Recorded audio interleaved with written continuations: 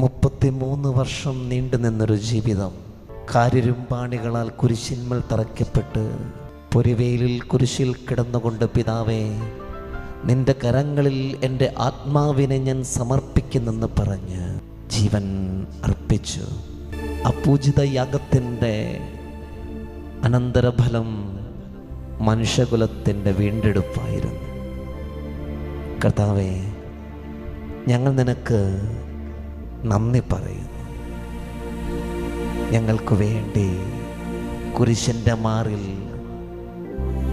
അങ്ങ് രക്തം ചിന്തിയതിനെ ഓർത്ത് അന്ധകാരത്തിൻ്റെ ആധിപത്യത്തിൽ നിന്ന്